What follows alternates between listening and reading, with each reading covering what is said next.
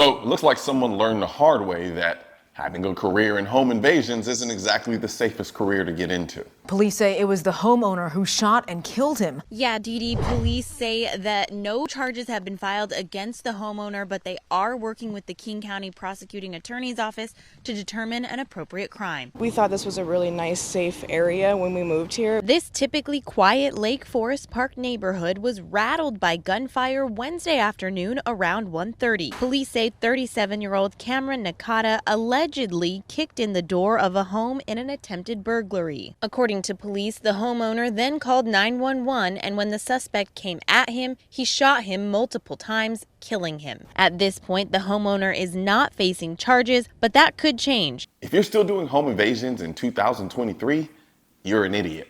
This ain't the 1970s or the 80s where the only people who had guns were cops, criminals, and people who live out in the boonies. According to the FBI, an average of 13 million guns were sold legally in the US each year between 2010 and 2019, increasing to about 20 million annual gun sales in both 2020 and 2021. In 2021 alone, there were more than 5.4 million first-time gun owners. Not, let me go and buy a second or third gun.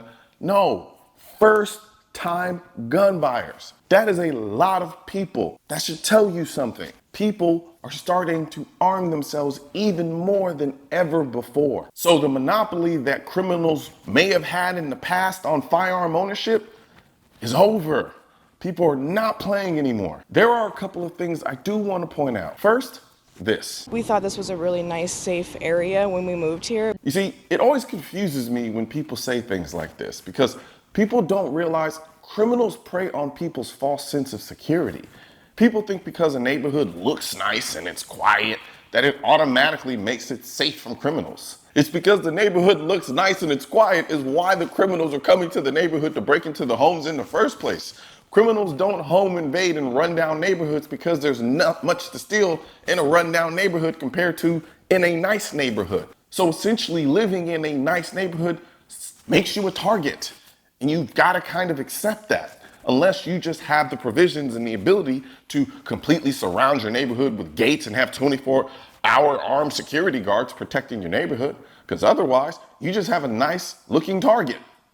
So if that's the case, make sure you do what you need to do in order to protect that nice looking target. Because trust me, there are people out there who do want to take what you have. And another thing I want to point out is the time of day that this home invasion took place. Contrary to what your intuition may tell you, most home invasions happen during the day. FBI burglary data in 2001 showed that 196,684 of all reported residential burglaries occurred in the daytime compared to 154,723 at nighttime. Now, the main reason this is because criminals figure most people will be off at work and not at home during the day.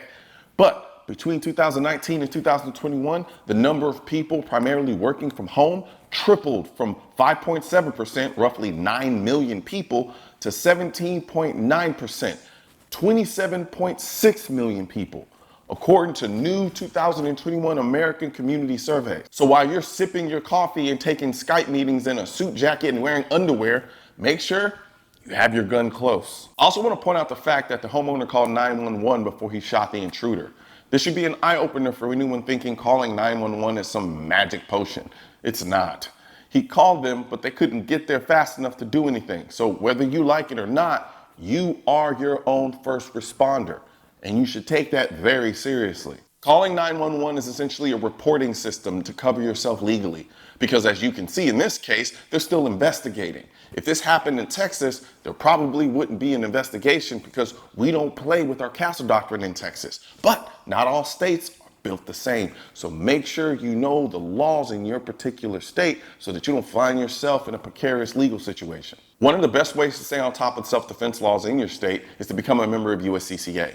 This will give you access to some of the best legal minds on the issue of self-defense while also giving you access to self-defense insurance so that if you ever have to use your gun in self-defense, you won't have to stress over how you're going to pay for your attorney, how are you going to navigate the legal minefield.